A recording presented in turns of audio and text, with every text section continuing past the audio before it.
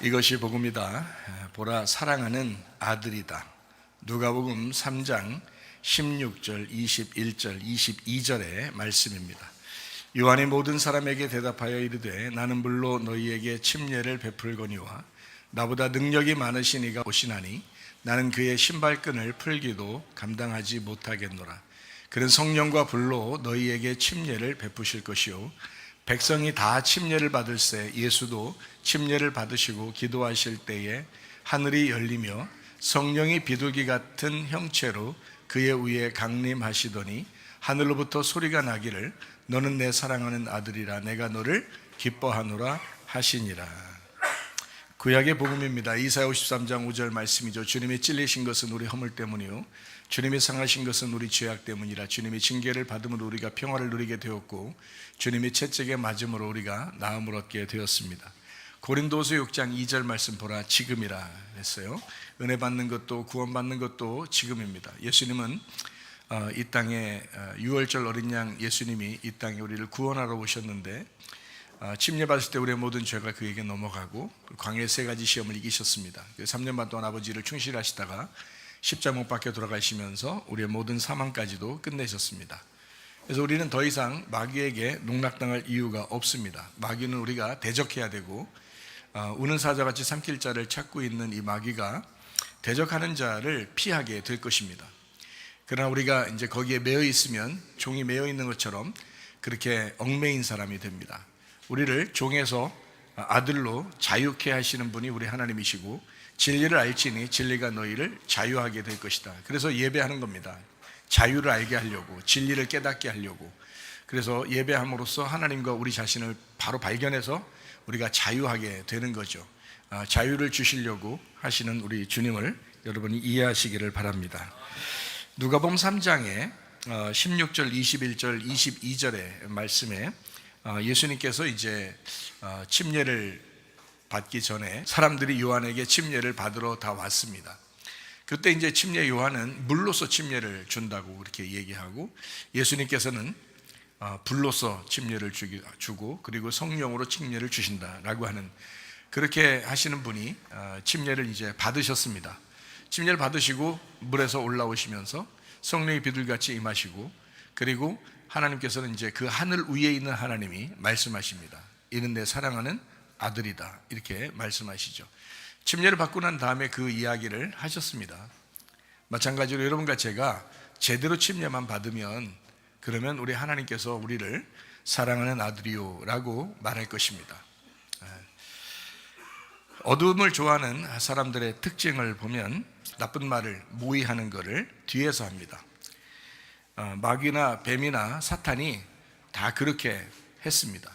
선악과 때부터 그렇게 뒤에서 모의하고 작당하고 거짓말하고 나쁜 말하고 그랬습니다.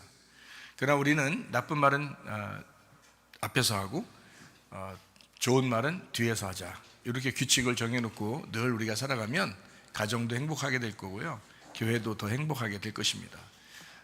나라도 마찬가지죠. 나라도 더 행복하게 됩니다. 어둠을 좋아하는 사람은 뒤에서 비방합니다. 뒤에서 비방하는데 왜 그럴까?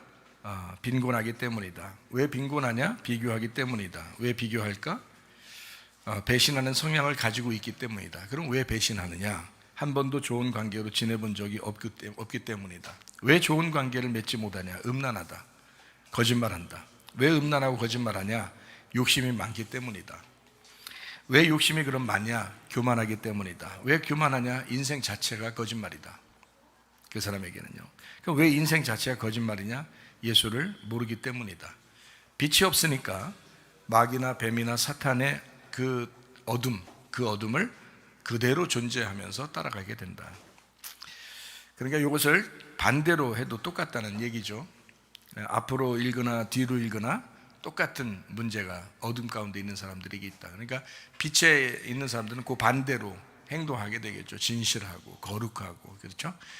욕심내지 않고 다른 사람 미워하지 않고 화내지 않고 거짓말 치지 않고 그렇게 빛을 좋아하고 그리스도를 따르고 그런 것입니다.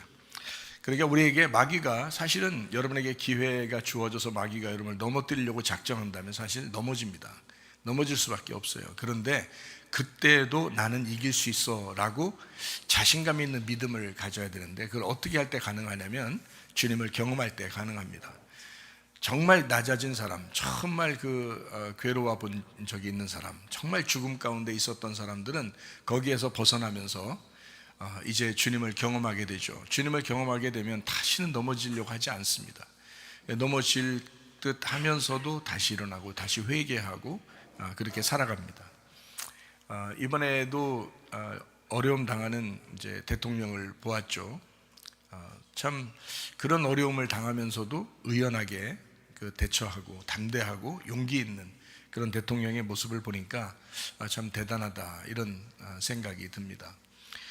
언제 이게 딱 드러나느냐면 이렇게 할 때 드러나더라고요. 대통령이 다른 사람들 원래는 안 잡혀가도 돼요. 대통령은 특수한 권한을 가지고 있거든요. 나라에서 최고의 권한을 가지고 있으니까 안 잡혀가도 돼요, 사실은.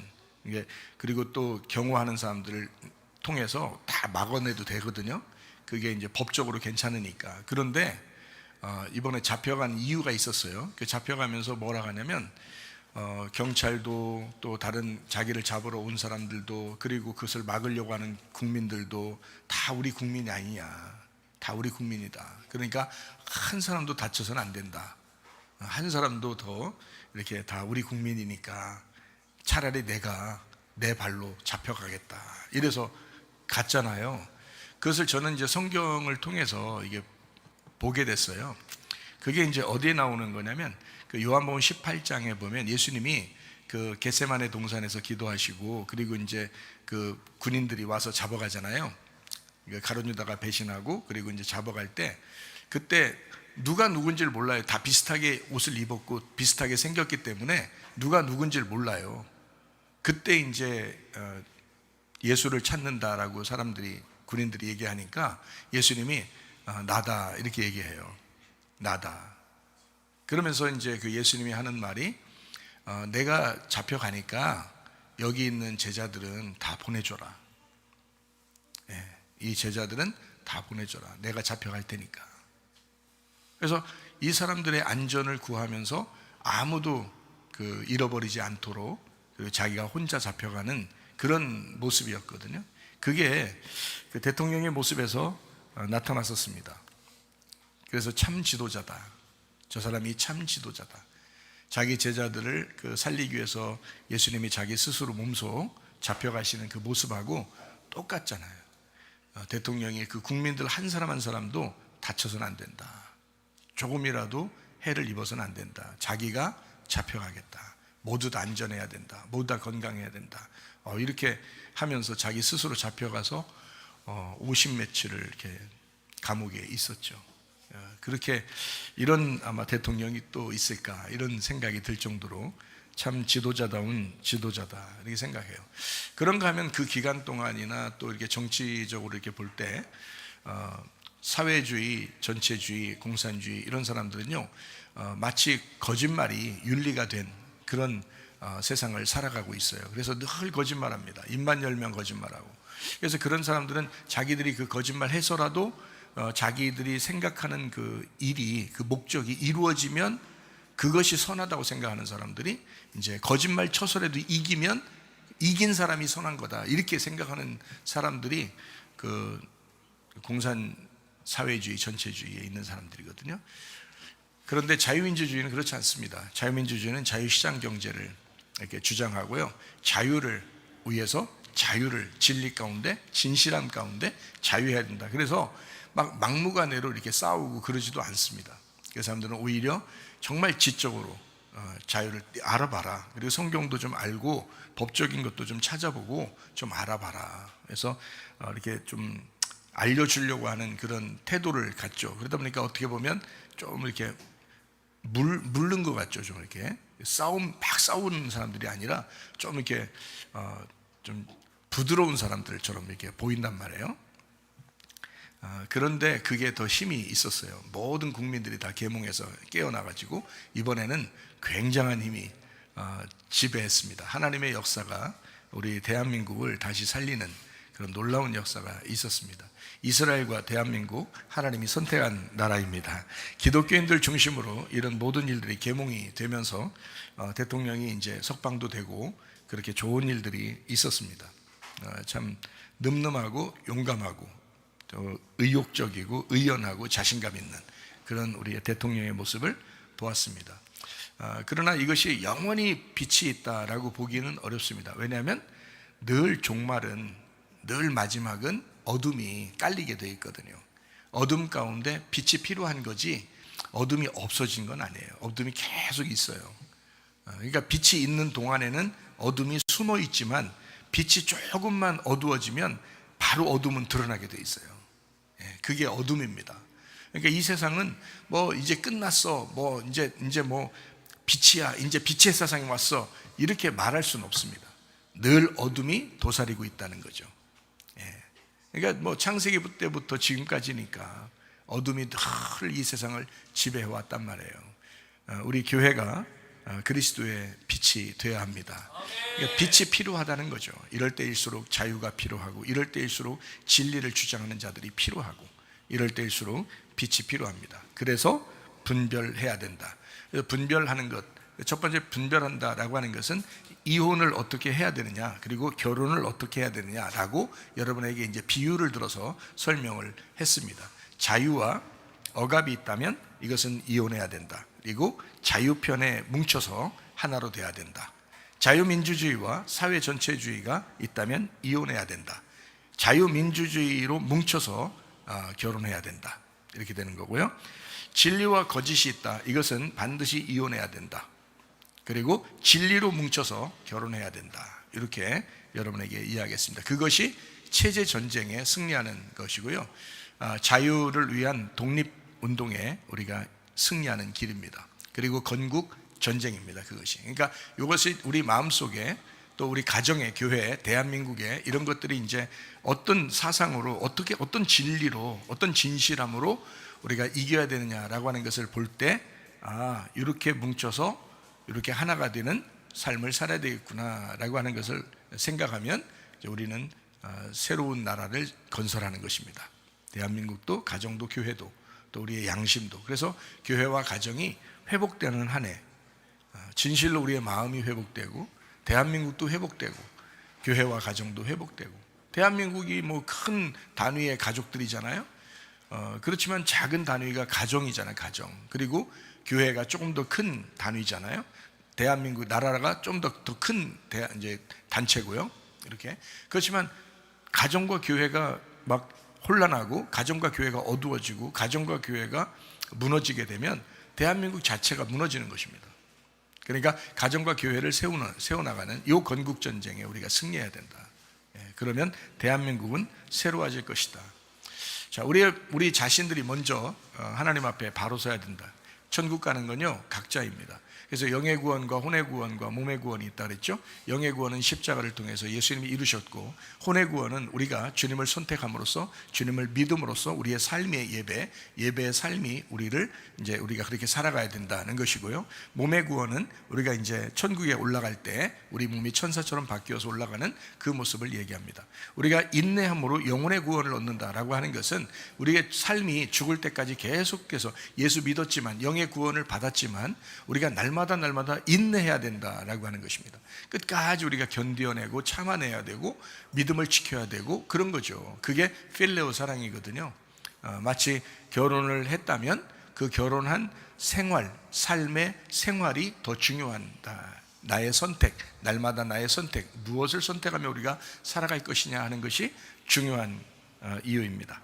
구원은 다 각자입니다. 그래서 모여 있을 때는 별거 아닌 것 같아도 우리가 흩어지면 진짜 믿음이 필요한 것이거든요. 그래서 청년 학생들 이렇게 보면은 보이니까 우리가 믿음이 참 좋아, 얘들은 참 우리보다 믿음이 좋은 것 같아. 그렇지만 이 아이들이 여기 모여 있으니까 그런 거예요. 이거 흩어지면요 어떻게 할지 몰라요.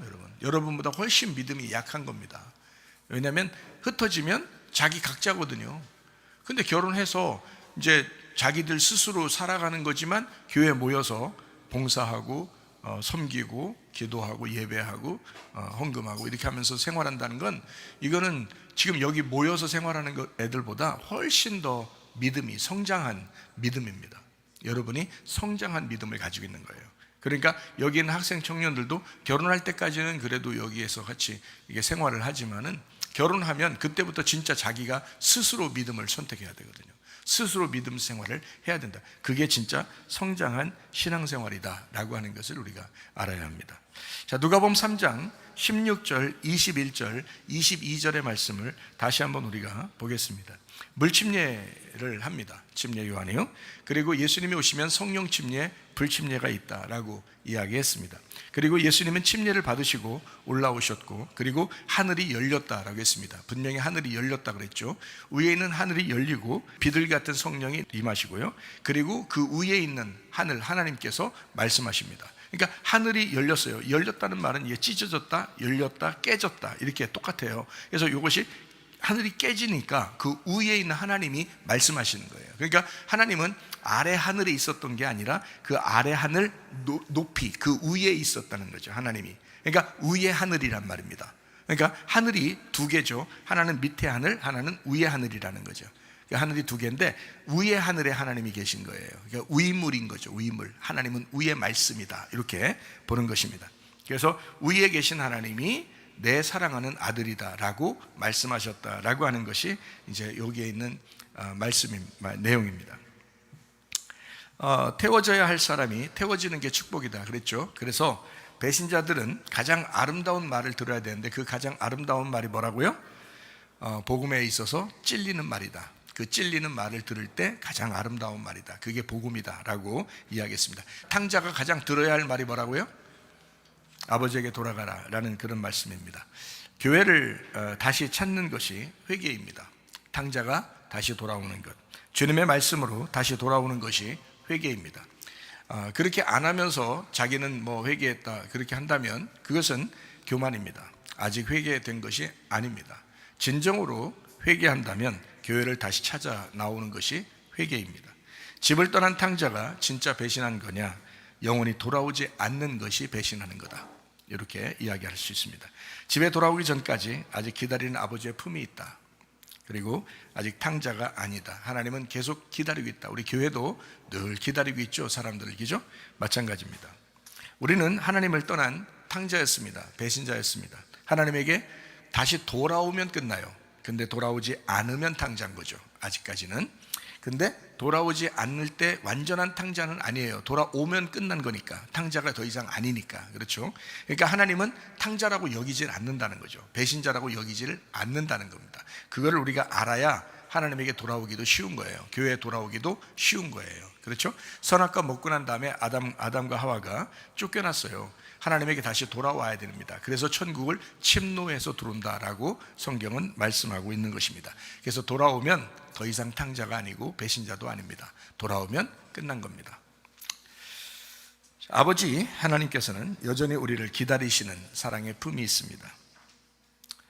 인류 모두는 선악과를 먹고 죄인이 됐어요. 하나님의 배신자가 됐다. 성경으로 말하면 반역자다라고 했습니다. 이사야 63장 10절 말씀에 반역, 이것은 말하, 쓰다, 불순종, 거역, 반역하다라는 그런 말입니다. 다니엘서 9장 5절 말씀에 말하드, 반역한다라는 그런 말씀이 있습니다.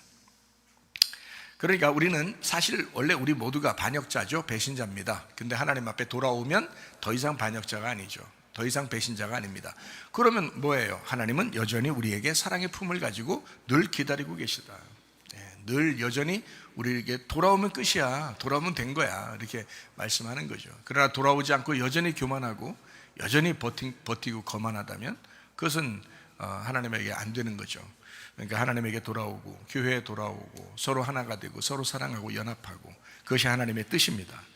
마태복음 25장에 보면 이런 말씀을 우리가 보게 됩니다. 배신자, 반역자라고 하는 것은 어둠에 살게 되는 거거든요. 자기들이 배신자라고 하는 느낌을 가졌을 때, 자기가 반역자라는 느낌을 가졌을 때는 어둠에 사는 겁니다. 돌아오기 시작할 때 빛으로 나오는 거예요. 그래서 어둠 가운데 아직 있는 거거든요. 그거를 성경에서는 뭐라고 얘기하면 미련한 다섯 처녀다, 이렇게 말해요.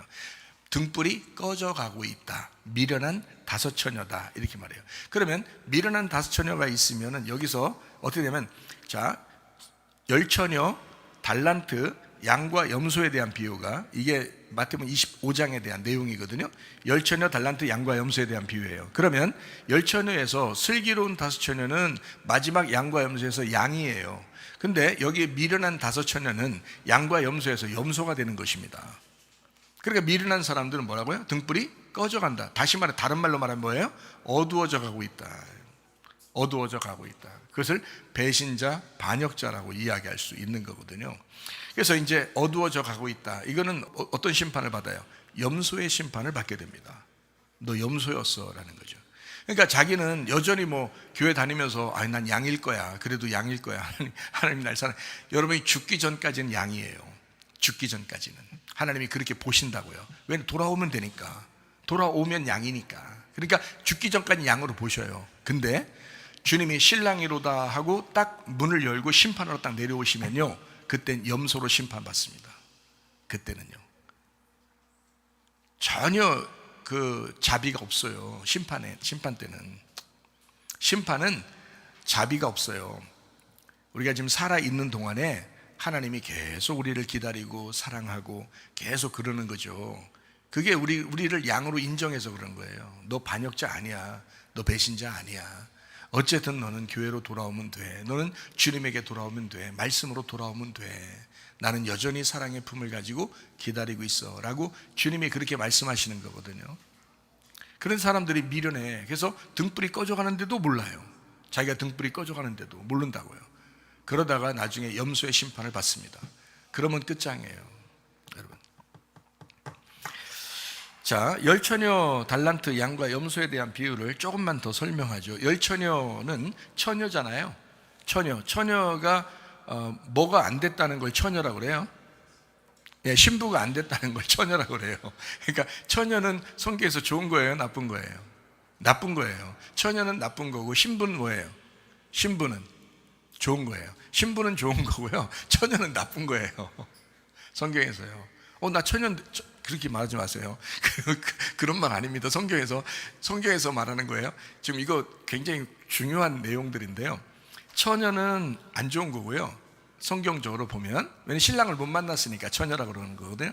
신랑을 만나면 그때 신부가 되는 거예요. 그러니까 열처녀다 그러면 뭘 못 만났다는 거야? 아직 신랑을 못 만났다. 그래서 신랑을 못 만난 사람을 다른 말로 말하면 두 글자로 죄인. 신랑 못 만난 사람을 죄인이라 그래요.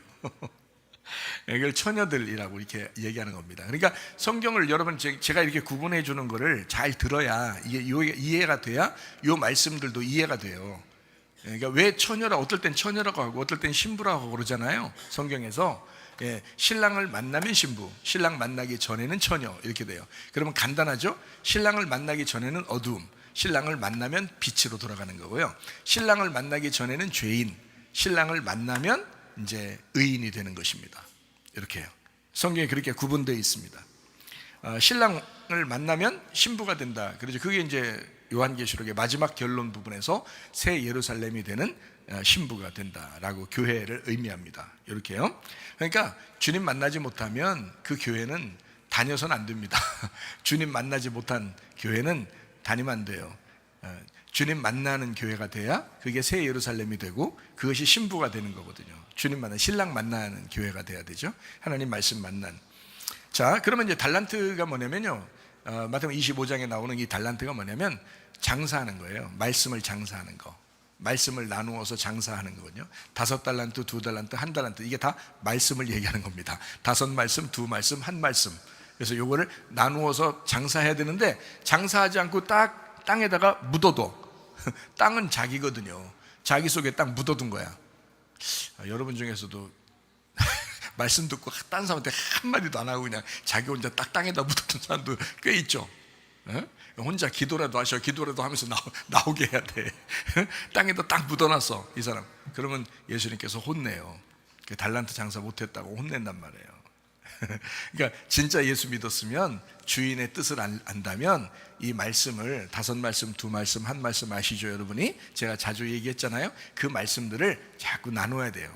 그것이 자기가 사는 길이란 말이에요. 그게 달란트 장사예요.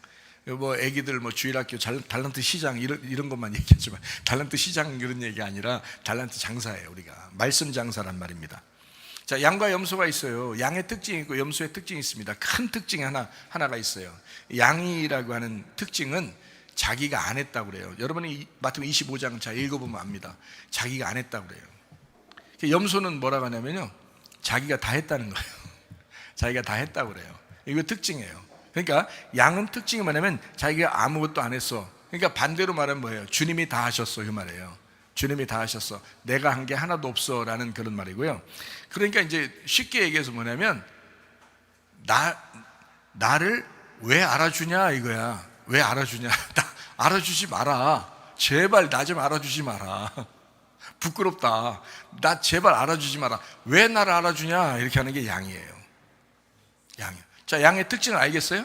아니, 여러분이 마태복음 25장 양과 염소의 그 심판 내용을 읽어보셔요. 그럼 알아요. 그 핵심이 그거예요. 양은 왜 날 알아주냐? 염소는 반대로 뭐예요? 왜 날 안 알아주냐? 이거예요.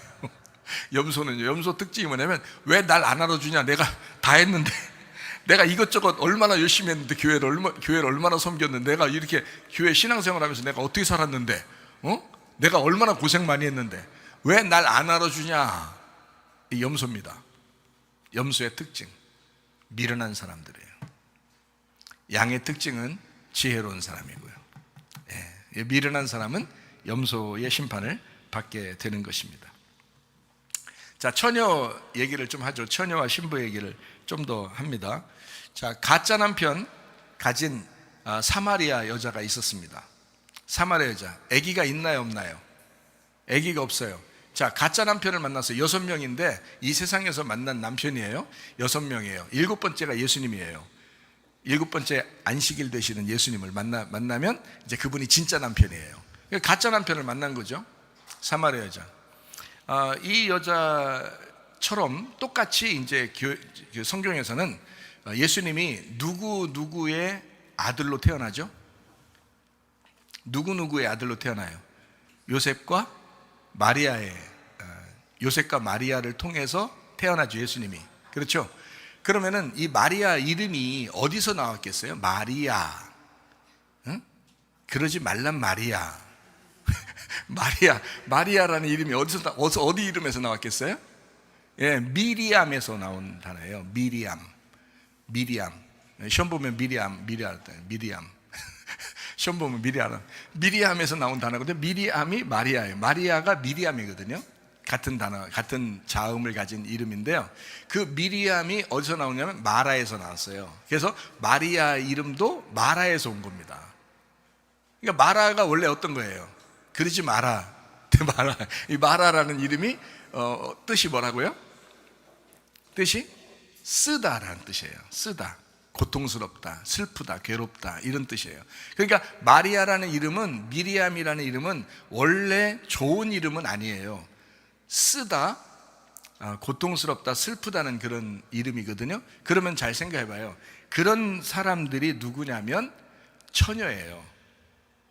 그러니까 마리아하고 요셉하고 둘이 약혼을 했는데, 그 당시에 약혼을 했는데 남자 여자 관계가 있어요, 없어요? 없어요. 그러니까 이건 처녀야. 아기도 없고 처녀란 말이에요. 남자 관계가 없어요. 그러니까 약혼만 한 거야. 그냥 약혼, 이제 앞으로 혼인을 하겠다라고 약혼을 한 거예요. 신랑을 기다리는 거죠, 이렇게. 그러니까 신랑의 씨를 기다리는 여자, 신랑의 씨를 기다리는 여자예요. 그래서 처녀란 말이에요. 이 처녀가 미리암, 마리아. 그러면 여러분, 사마리아 여자도 있네. 사마리아. 4명의 마리아인가? 사마리아 여자 있어요. 그러니까 사마리아 여자도 뭐예요? 아기가 없죠. 그러니까 처녀인 거예요. 아기가 없으니까 처녀인 거예요. 그래서 남편을 이제 기다리는, 진짜 남편을 기다리는, 가짜 남편 만나서 살다가 진짜 남편 기다리는 이제 여자인 거죠. 그게 사마리아 여자고요. 그리고 요셉과 마리아에서 그 마리아도 마라, 미리암, 마리아 이렇게 이야기하는 게 처녀입니다. 그러면 쉽게 얘기해서 처녀는 뭐라고 해서 성경에서요? 처녀는 죄인이라 그랬죠. 죄인이면 다른 말로 말하면 뭐예요? 배신자, 반역자죠. 그러니까 죄인이고 배신자요, 반역자. 다시 말하면 어둠입니다. 그러니까 처녀는 어둠이에요. 그러니까 어둠 가운데 뭐가 와요? 빛이 와야 되죠. 그래서 하나님의 아들 씨가 오면은 빛이 들어온 거예요. 그러니까 씨를 받아야 되는 거야. 그러니까 이 처녀가 씨를 받으면 이제 속에 빛을 받는 거잖아요. 어둠이 빛을 받는 거예요. 죄인이 예수님을 영접하는 거예요. 그게. 그래서 말씀이 육신으로 오시는 거죠. 말씀이 육신으로. 그러니까 육신은 죄인인데 그 육신이라는 죄인 안에 말씀이라는 영이 들어오는 거예요. 씨가. 그러면 말씀이 육신으로 오는 거거든요. 그래서 이제 마리아가 예수님을 잉태하게 되는 거거든요. 그러면 우리도 희망이 있죠. 마리아 같은 처녀가 예수님을 잉태했다. 그러면 여러분과 저도 희망이 있는 거죠. 그렇죠? 마리아가 잘나서 뭐 예수님 잉태한 게 아니라는 걸 알 수 있죠. 성경적인 어떤 그 테두리를 보면요. 그렇죠? 마리아가 굉장히 훌륭할 거야. 그래서 예수님을 잉태했을 거야. 라고 말하면 안 돼요. 그런 말이 아니라고. 성경은 처음부터 쫙 이렇게 보면요. 처녀는 거룩한 게 아닌 거예요. 신랑을 만나야 거룩해지는 거예요. 신랑을 만나야 거룩한 신부가 됩니다. 그런데 처녀는 어둠이고 죄인이고 반역자고 배신자. 그래서 처녀에게서 임마누엘이 나와야 되는 거예요.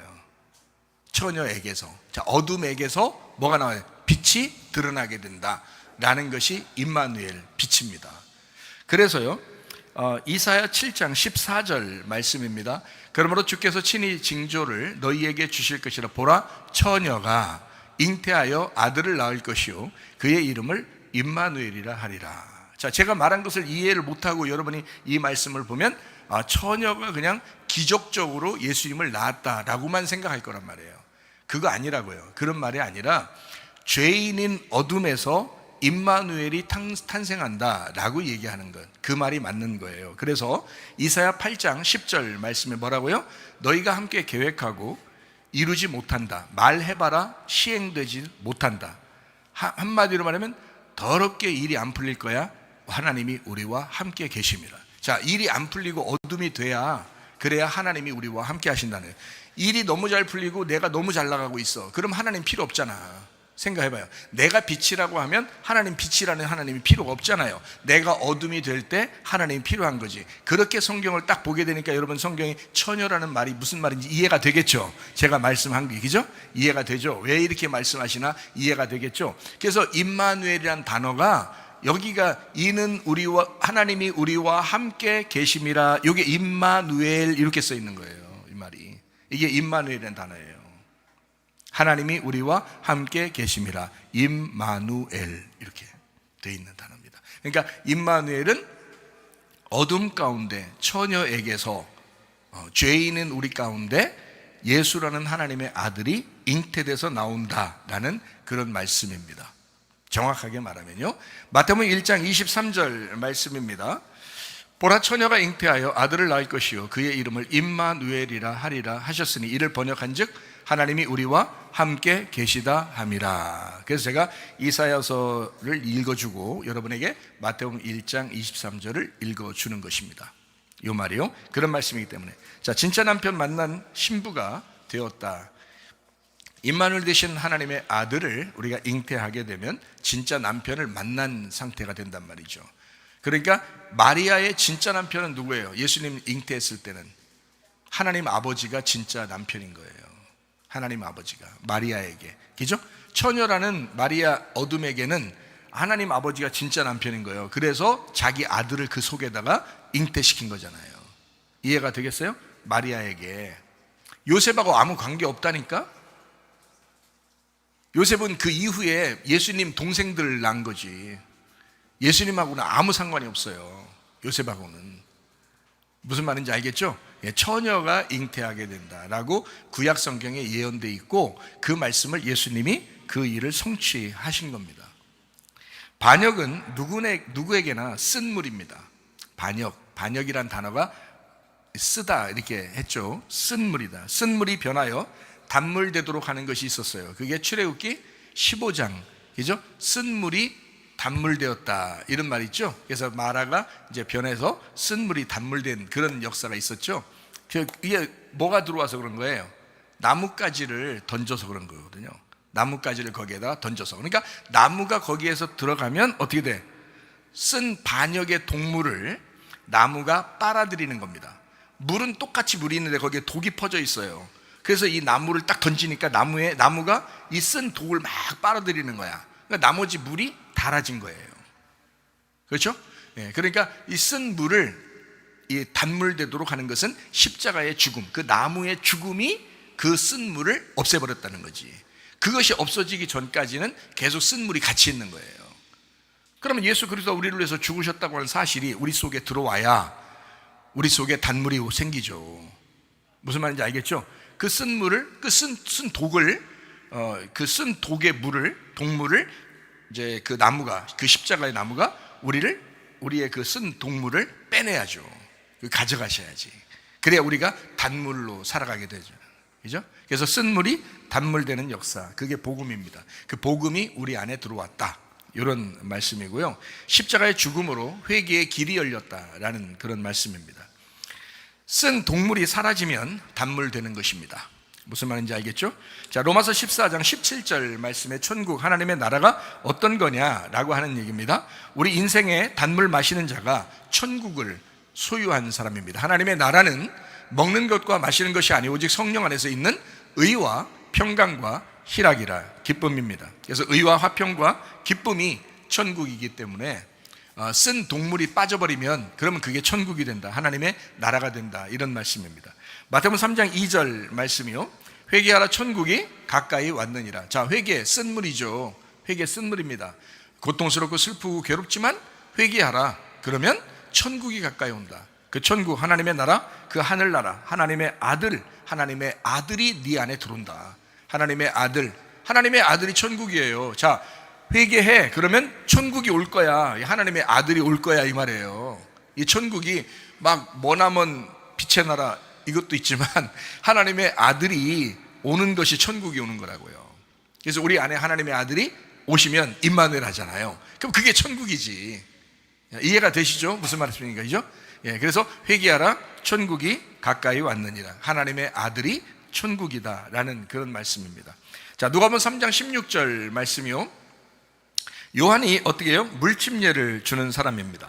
뭐라고요? 죄사함을 위하여 너희에게 침례를 준다, 물침례를 허락한다 라는 말이죠. 그러니까 이것은 하나의 형식, 의식과 같다. 이것으로 구원받는 것은 아니다. 물침례, 물세례를 통해서 구원받는 것은 아니다.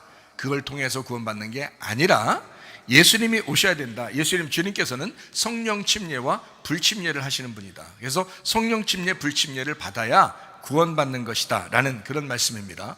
자, 불침례는 혼을 심판하여 혼의 구원을 위해서 태워서 정화시키는 그런 목적을 가지고 있다라는 말이고요. 성령 침례는 영의 구원을 위해서 천국의 계시를 주려고 하는 하나님의 목적을 가지고 있다. 천국 계시의 목적을 가지고 있는 것, 이것이 성령 침례이다. 자, 불침례가 뭔지, 성령 침례가 뭔지 좀 아시겠죠? 자, 누가복음 3장 17절 말씀입니다. 자, 손에 키를 들고 자기 타작마당을 정하게 하사 알구은 모아 곳간에 들이고 쭉정이는 꺼지지 않는 불에 태우시리라 라고 되어 있습니다. 이 말씀입니다. 쭉정이 태우기 위해서 불침례가 필요하고 알곡을 창고에 모아들이기 위해서 성령의 침례가 필요한 것이다. 이 두 가지는 동시에 일어나야 된다. 이것이 우리에게 심판과 구원이다라는 겁니다. 이것은 누가 주셨나? 진짜 우리에게 심판과 구원은 우리를 구원하기 위한 목적, 예수님이 해주셔야 된다는 거예요.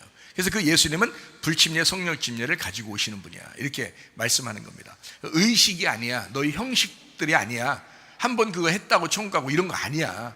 뭐 침례 받았다고 세례 받았다고, 어떤 사람 침례 받고 세례 받고 그래도 뭐 다 타락하고 그런 사람 많대. 그런 사람 많대. 그런 거 아니고, 그런 게 아니야. 진짜 성령으로 침례를 받고 불로서 침례를 받아야 돼. 그래서 너희의 속에 태워질 것이 완전히 태워지고 너희가 속에 알곡들이 있는 것들을 그 온전히 하나님 앞에 올라갈 수 있도록 그렇게 만들어내야 돼라고 하는 그런 말씀들이죠. 불침례, 성령 침례. 예수님이 침례 받으시고 이제 올라오십니다. 그때 뭐라고요? 하늘이 열렸다라고 했고요. 비둘기같이 성령이 이제 임하십니다. 비둘기같이 성령이 임하십니다.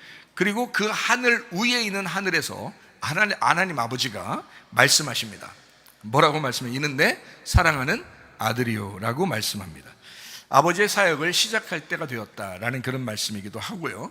그리고 그래서 침례받고 난 다음에 하나님 아버지의 일을 하시잖아요. 그 시작을, 그죠?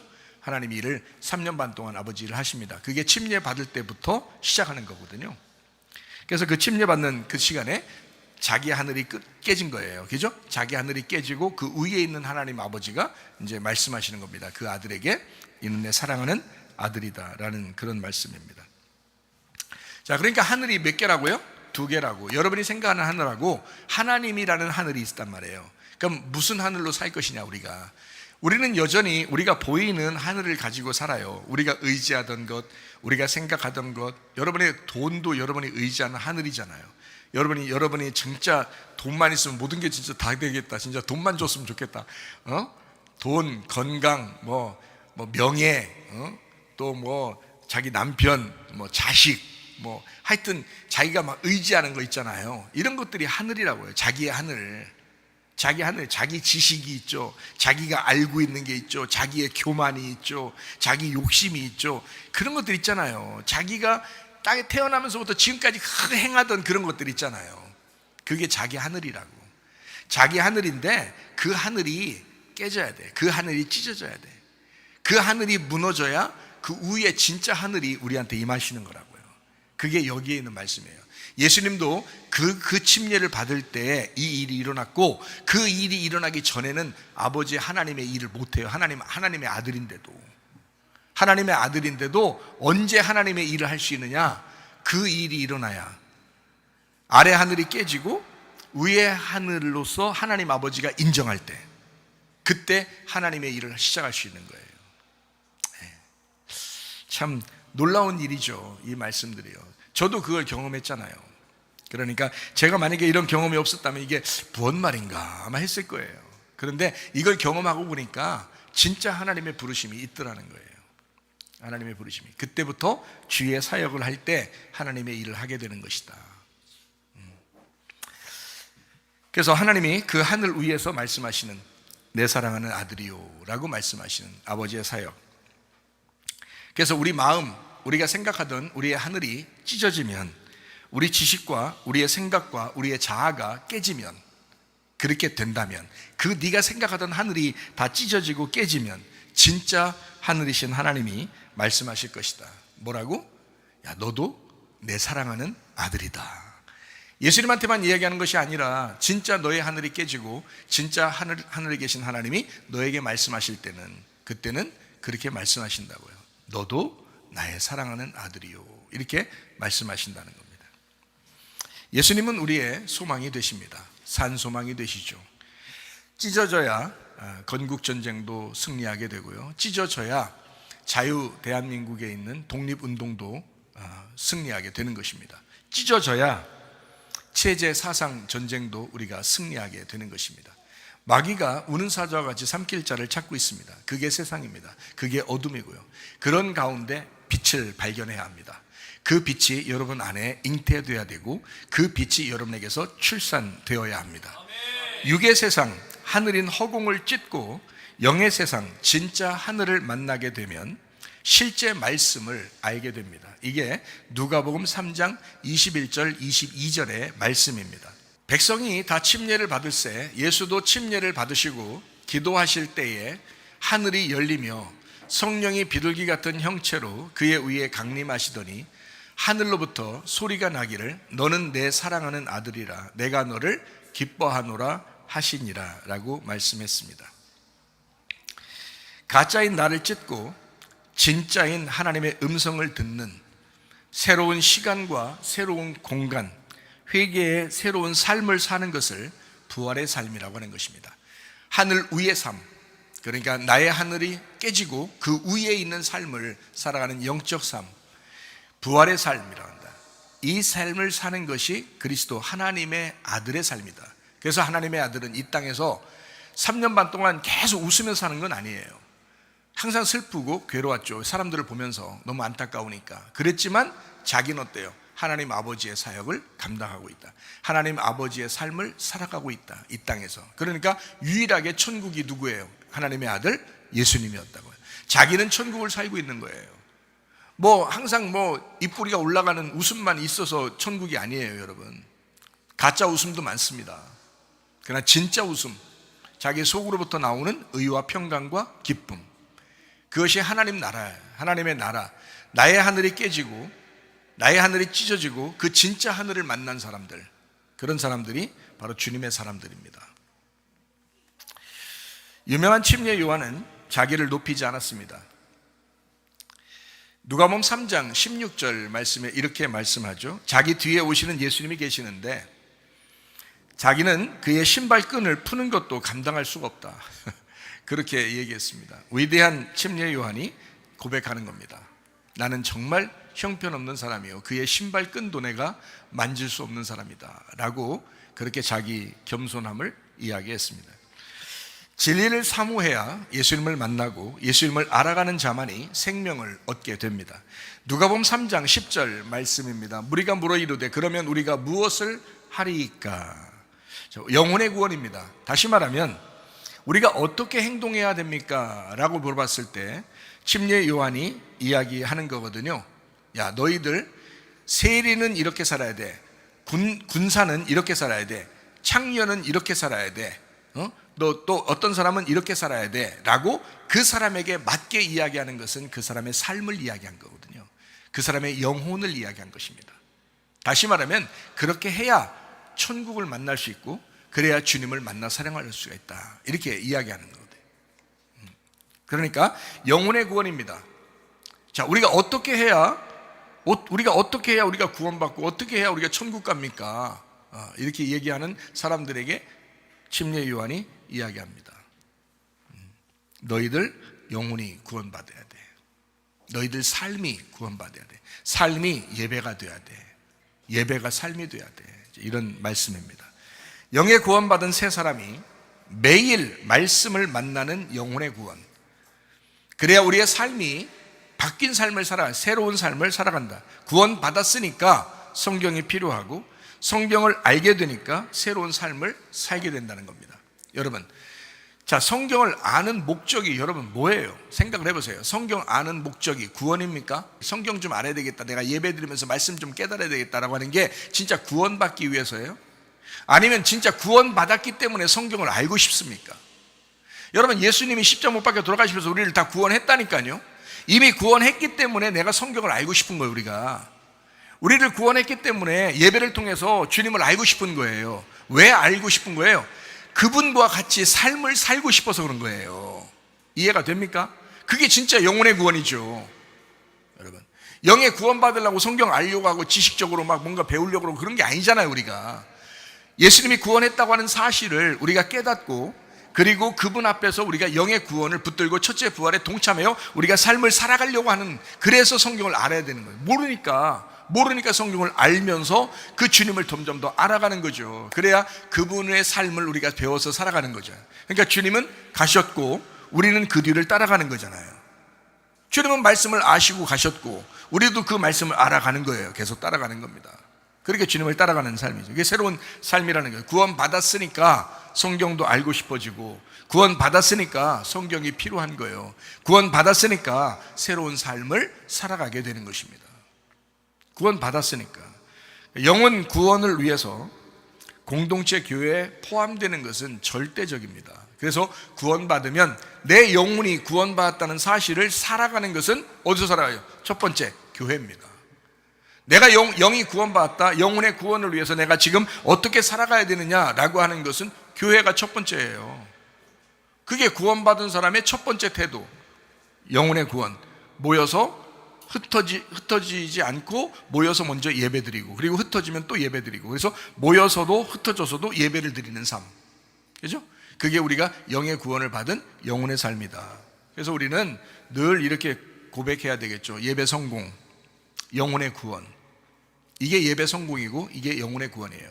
예배 성공이 뭐냐? 영혼 구원 받으면요. 영혼 구원이 뭐냐? 예배 성공입니다. 예배 성공이 우리의 영혼의 구원이에요. 그러니까 예배를 여러분 뭐 어떻게 생각하는지 모르겠지만 사람들은요, 제가 볼 때는 예배가 절대적이에요. 예배가 전부란 말이에요. 우리 영혼의 삶에서. 그러니까 예배가 모여서도 예배, 흩어져서도 예배예요. 이 예배의 삶이 절대적이다. 자기 자아가 완전히 파괴되면 그럼 구원이라고 그래요. 그걸 회개라고 그러고요. 구원받은 사람은 자아가 새 사람이 된 사람입니다. 여러분이 옛날 사람처럼 그대로 살아간다는 것은 구원이 아니에요. 착각하는 겁니다. 아직도 착각하는 거예요. 아, 내가 혹시 구원받은 거 아닌가? 아니요, 그건 구원이 아니에요. 세상 사람들이 같이 구원받았다고 하는 그 구원을 얘기하는 거죠. 그거는 세상 사람들도 다 구원받았으니까. 왜? 예수님이 십자가 못 박혀 돌아가시면서 우리의 모든 죄를 다 용서했으니까 구원받은 거죠. 그 구원을 얘기하는 거지, 여러분이 생각할 때는. 그렇죠? 그러나 제가 이제 주님을 만나고 난 다음에 얘기하는 것은 이런 얘기입니다. 영혼의 구원을 받아야 된다. 영혼의 구원이라는 것은, 이것은 평생 우리 인내함으로 받는 것인데, 평생 가는 것인데, 내가 죽을 때까지 그 영혼의 구원이다, 이게. 그러니까 나의 삶의 예배 삶이 내가 어떠하냐에 따라서 이게 진짜 구원받았느냐, 내가 새 사람이 되었느냐라고 하는 것을 지금 영혼의 구원으로 증명해 나가는 거거든요. 그 삶이. 그래서 성령을 받고 능력을 받아야 된다는 거예요. 그래야 주님의 증인 된다는 것입니다. 주님을 증거하며 사는 거예요. 여러분과 제가 예배 드리는 것도 주님을 증거하는 거고요, 우리가 모이는 것도 주님을 증거하는 거고요, 우리가 흩어져서 여러분 가정에서 생활하는 것도 주님을 증거하는 거고요, 그렇죠? 선교하는 것도 주님을 증거하는 거고요, 여러분의 삶, 직장에서, 학교에서 여러분 삶, 모든 삶이 다 주님을 증거하는 거예요. 어떻게 증거하실 거예요? 성령을 받고 능력을 받으셔야 된다. 성령을 받고 능력을 받으면 너희가 나의 증인이 되리라 그러잖아요. 그러면 못 받았으면요, 성령을 못 받았거나 능력을 못 받았거나 그러면요, 증인 못 되지 뭐. 그러면서 뭐라 그러면, 난 내 자아가 아직도 살아있어, 나는 나야, 내 승질 왜 이렇게 안 죽을까, 이러면서. 그렇게, 그 자랑 아닙니다. 그 자랑 아니에요. 다 내려놔야 돼요. 미워하는 것 내려놓고 용서해야 되고요, 승질내는 거 내려놓고 온유해야 됩니다. 교만한 거 내려놓고 겸손해야 되고, 거짓말 내려놓고 진실해야 됩니다. 음란 내려놓고 거룩해야 합니다. 이게 하나님의 성품이고 이게 하나님의 삶이라고 해요. 그게 예배 아닙니까? 너희들 음란하고 더럽고 거짓말하다가 그 상태로 예배 드려봐라. 하나님 받으시나? 안 받아요. 그것을 제거하는 게 그게 예배라고. 그 자리에서의 예배라고요. 그걸 제거하고 거룩하고 정직하고 하나님 앞에 겸손하게 그렇게 예배 드리는 게 그게 진짜 예배지. 자기가 어떻게 삶을 예배해야 되는지 잘 모른다고요. 그냥 자기 자아가 살아있으면서 나 원래 그래, 나 원래 우리 집안은 원래 이랬어.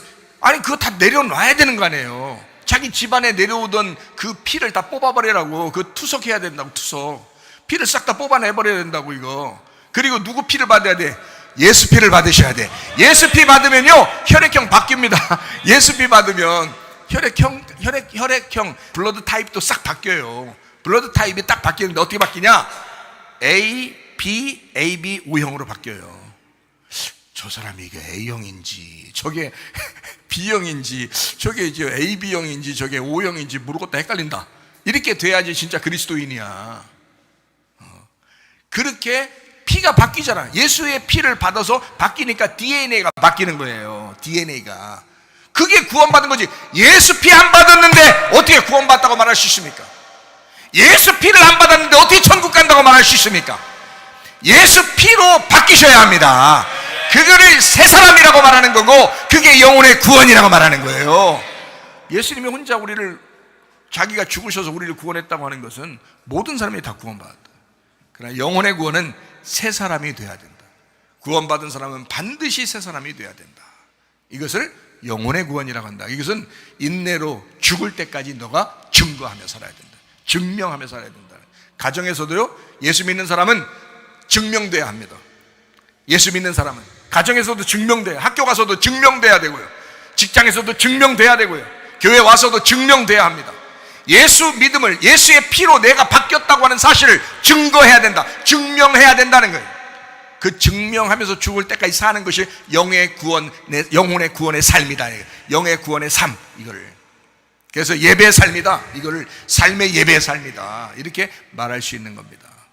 이해가 되겠죠? 자, 그렇게 자기 자아가 사라진, 자기 하늘이 끊어진, 자기 하늘이 찢어지고 그 위의 하늘로서 살아가는 사람, 하나님의 음성을 듣고 살아가는 사람, 하나님의 말씀을 사모하며 사는 사람, 교회 중심으로 사는 사람, 주님 중심으로 사는 사람, 새 사람이 된 사람, 피가 완전히 바뀌어서 블러드 타입이 완전히 싹 다 바뀐 사람, 이거를 그리스도인이라고 말해요. 어려운데 목사님, 그렇게 말 들으니까요 상당히 어렵습니다 라고 하지만 피만 바뀌면 되는 거예요. 아주 간단한 얘기입니다. 피만 바뀌면 그러면 다른 피가 들어와서 그 피의 삶을 살게 되거든요. 피가 완전히 내 피를 쭉 빼고요, 내 피를 싹 다 허연해져서 피가 싹 빠져가지고 허연해지고, 그러면 예수 피가 쫙 들어왔어. 그러면 그 예수 피의 DNA를 가지고 살아가게 돼. 유전자가 바뀌어요. 피가 와가지고 그 피의 유전자로 살아가게 된다고요. 바뀝니다. 반드시 바뀌게 돼 있다. 그걸 구원이라 그런다. 그래서요, 여러분 파괴돼야 합니다. 잃어버려야 합니다. 여러분 자신을 잃어버려야 돼. 여러분의 하늘이 찢어져야 돼. 누가복음 19장 10절 말씀. 인자가 온 것은 잃어버린 자를 찾아 구원하려 함이라. 잃어버린, 앞으로 이미 파괴되고 멸망하고 잃어버린 자, 그런 사람을 찾아 구원하려 함이라. 누가복음 3장 10절 말씀입니다.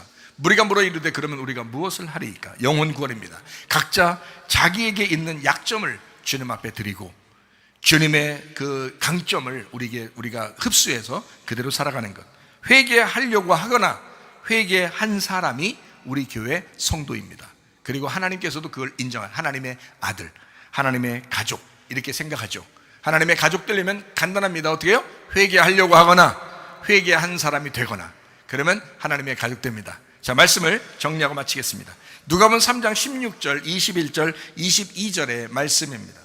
물침례, 성령 침례, 불침례가 있습니다. 예수님은 침례를 받으시고 올라오실 때에 하늘이 열리고 비둘기 같은 성령이 임하시고 내 사랑하는 아들이다 라고 하나님 아버지로부터 이제 말씀을 듣게 되었습니다. 자, 어떻게 됐다는 얘기예요? 새로운 시작이 되었다. 새로운 부활이 되었다. 자, 우리나라가, 또 우리 가정이, 또 우리 교회가 건국전쟁, 자유를 갈망하는 독립운동, 체제 사상 전쟁, 어떤 사람이 이길 수 있을까? 빛을 사모하는 성도, 빛을 사모하는 성도, 진리를 사모하는 성도.